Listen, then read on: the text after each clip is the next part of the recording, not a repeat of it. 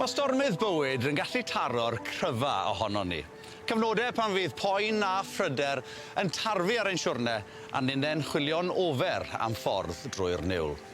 Ond mae yna gymorth ar gael, un hadfer, un cynnal ac i roi awch newydd un blas ar fyw. A dangos y llygedyn bach yna o obeth fydd yn agor y drws at ail gyfle. Croeso i Gaerdydd. Croeso i dechrau canu, dechrau canmol.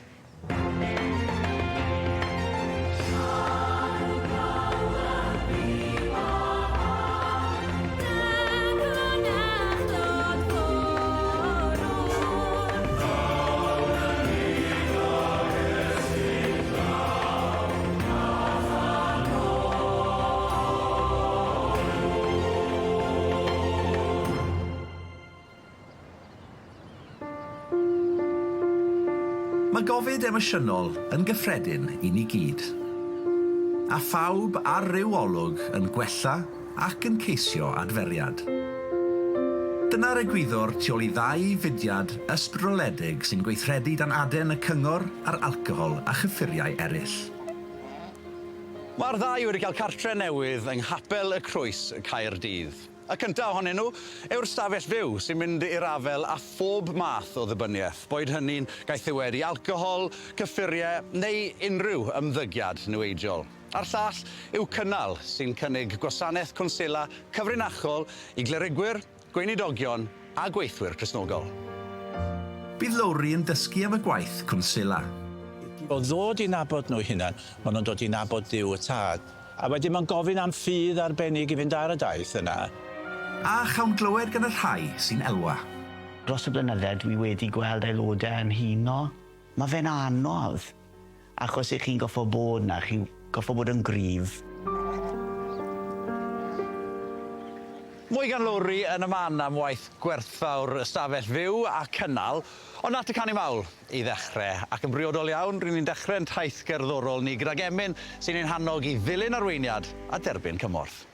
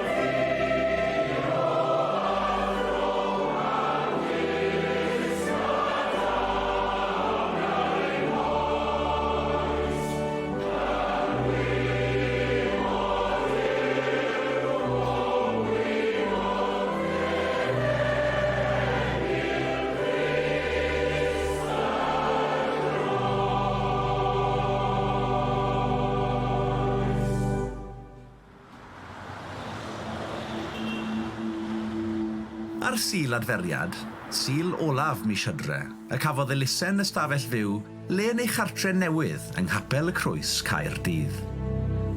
Carreg filltir bwysig i'r mudiad adferiad yng Nghymru. Fe ges I wahoddiad i'r agoriad mawr, mwy am hynny yn y man. Ond mwyn deall y presennol, rhaid mynd yn ôl 15 mlynedd I gychwyn y fenter. Nôr iaith I gwrdd a'i sylfaenydd Wynford Ellis Owen, a welodd yr angen gan iddo ynte hefyd fod yn gaeth I alcohol. Mae yna drawstoriad eang o bobl o bob cefndir, bob oedran ar alw cymorth yr Stafell Fyw. Mae pawb yn gwybod am alcohol, mae pawb yn gwybod am gyffuriau ac yn y blaen. Ond mae yna gymaint o bethau eraill sydd yn gallu hirtio dyn. Gamblo, pornograffi, gorweithio, mae hwnna'n gallu bod yn rhywbeth sydd yn gallu hirtio rhywun. A mae o'n amlygu hun mewn gorbryder, mewn iselder, mewn stres, chybod y teimlad mae o anfodlonrwydd, unigrwydd llethol sydd fel plan y gymdeithas, a pobl ddim yn gwybod pwy ydyn nhw mewn gwirionedd. I chi wedi bod yn cwnsela ers blynydde. Fi'n siŵr bod chi'n dod ar draws pob math o broblemau. Fel rheol, mae'r ymlyniad yna mwyn dianc ag ryw boen penodol. Tydi'r person ddim yn teimlo bod y gallu ganddo fo I ddelio ag o, neu bod yr emosiynau'n rhy gryf fel bod nhw'n well I claddu nhw'n rhywle neu anghofio amdanyn nhw. A maen nhw'n defnyddio sylweddau. Symptom ydy'r yfed, symptom ydy'r ymddygiad o ryw broblem, ryw droma. Wedyn, yn gwaith ni mewn gwirionedd ydy helpu nhw I ddechrau sylweddoli I hangen am help. Drinking for me is no longer an option. Whatever life throws at me, I have to deal with life on life's terms. I can never take that route. It is no longer an option.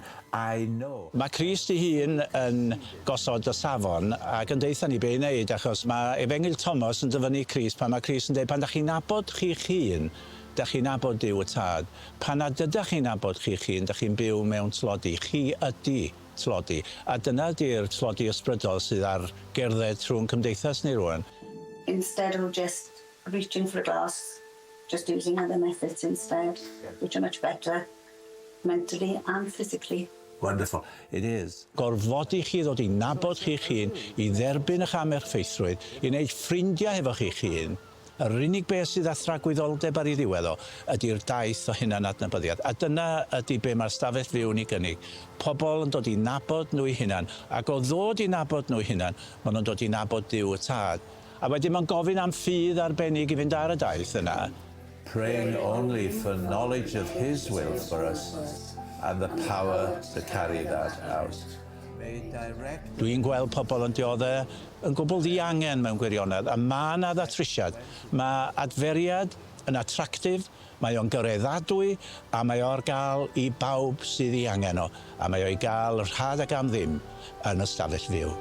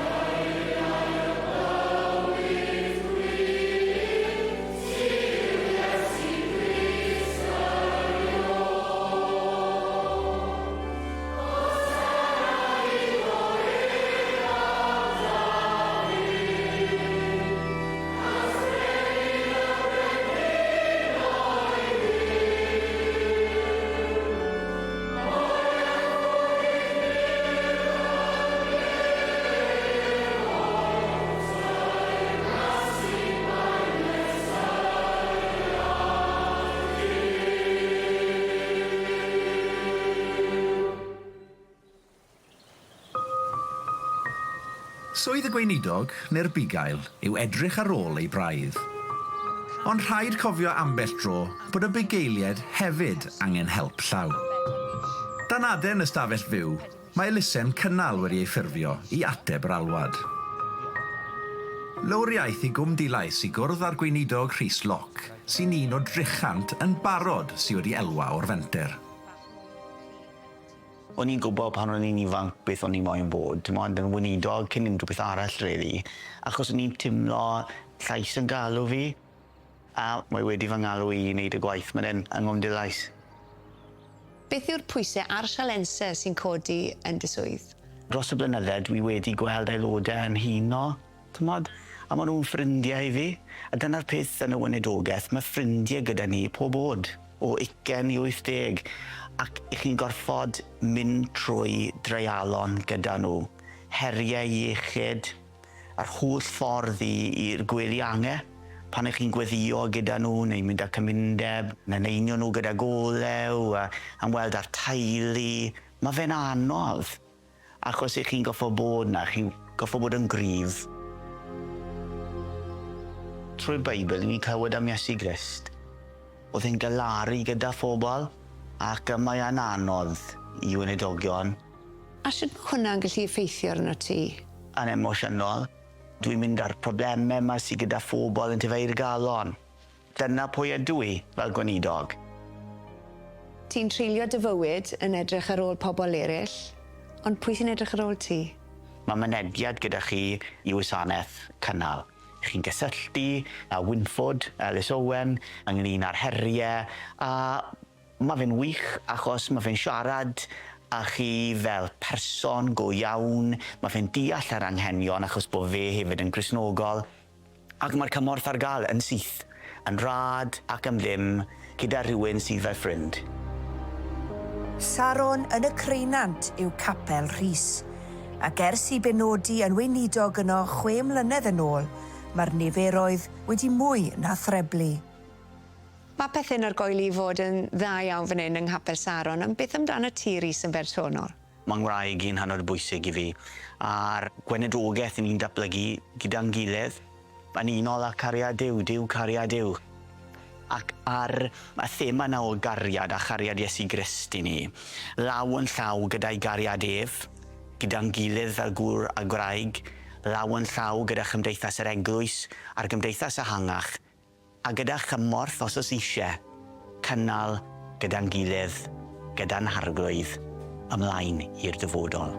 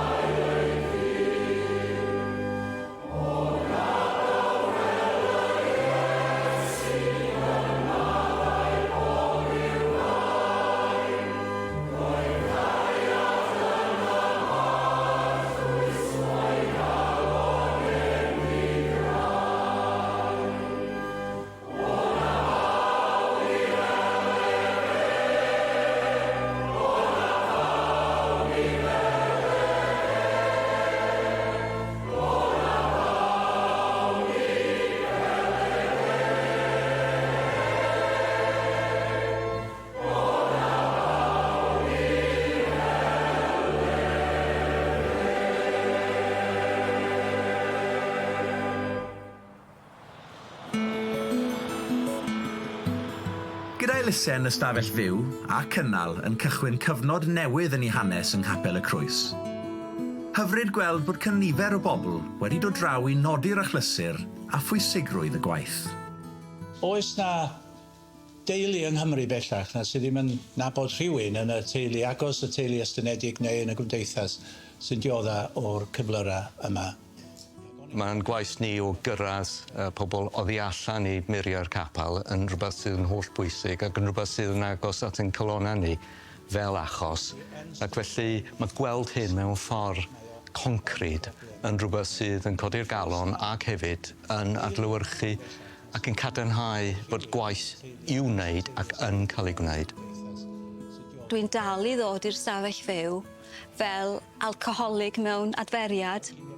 Y neges bwysig ydy bod yr Stafell Fyw, os lwcwch chi fel rhyw surgery. Ac yn y surgery yma, da ni'n helpu'n gilydd drwy ymateb i'r hyn sy'n mynd ymlaen a sut da ni'n teimlo yn ein bywydau heddiw. Ac yn bwysicach fyth falla ydy bod ni'n rhannu o'n profiad. Mae hwnna'n allweddol. Dwi'n credu ar sail Gristnogaeth a dwi dal yma. What makes this charity such an important one in your life? Great comfort in just knowing that it's always there, you know, and it helps me to deal with all sort of life's problems, issues, and just knowing, you know, when things crop up that I have, you know, that support, love, compassion, you know, a non-judgmental service which has been vital in my ongoing recovery. Mae cefnogaeth gwasanaeth cynnal i weinidogion a'i teuluoedd wedi bod yn amhrisiadwy. O gael ynghodi yn y mans, mae'n sefyllfa anarferol iawn. Dych chi'n gorfod ildio eich perthnanas teuluol i fod jyst yn aelradd felly i'r hyn mae'r weinidog yn ei wasanaethu, sef yr aelodau a'r eglwys a chmod, i weinidogaeth yn fwy cyffredinol. A mae hynny'n yn gyffredin yn credu i blant y mans, bod chi'n gallu teimlo'n unig iawn fel plentyn a falle dioddef rai pethau sydd yn aros gyda chi am fyth. Mae yna 25 weinidogion yn dod ato ni yn gyson bob blwyddyn. Fi'n bregethwr dar annibynwyr a rhyw 7 mlynedd nôl yn 2018 nes i ddioddau cyfnod o stres a cael panic attacks yn y pwlpit. Gymaint felly o'n i ffili darllen y Beibl o'n mlaen i. A ges i help y cynnal ar y pryd, un gyda Wynford a wedyn dal yn mynd i grŵp cynnal bob wythnos ers hynny ac wedi ffindo bod e'n gymorth mawr. Pa mor bwysig yw bod y gwasanaeth yma ar gael yn y Gymraeg? Mae rhywun yn teimlo llawer apusach gallu siarad yn mam iaith ei hunain a fel clywon ni heddi dyma'r unig gwasanaeth sy'n gael yn Gymraeg i weinidogion a mae'n holl bwysig bod ei gael chymod. Ac mae'r gwasanaeth yn dal i ddatblygu. Y fenter ddiweddara yw lle i fyw. Llwyfan ar-lein ar gyfer cwnsela a therapi. Mae'n rhywbeth da ni'n gobeithio ddatblygu hefo Prifysgol Metropolitan Caerdydd i greu Stafell Fyw virtual, rhithiol. Fyddwn ni'n mynd ar rhywun ar ei taith o'r dechrau diwedd ar y daith adferol.